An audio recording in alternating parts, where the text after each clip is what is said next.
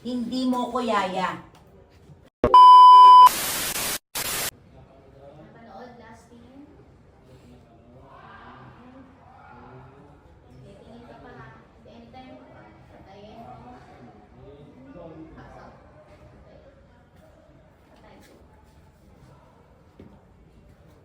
Uy, anong klaseng kwarto to? Hoy, Alex! Eh bukas na darating ang papa mo. Puro kaartehan pa rin niyang inaatupag mo. At, nako ha, linisin mo tong kwarto mo para ka nakatira sa kural.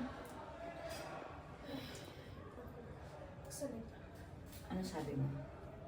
Ano po, tita?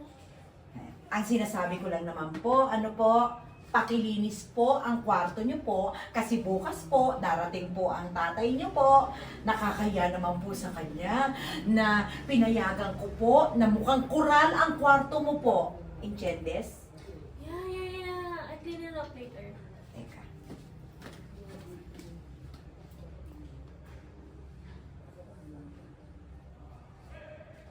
Ako, wag mo kong mayayaya dyan. Dahil unang-una sa lahat, hindi mo ko yaya. Ha?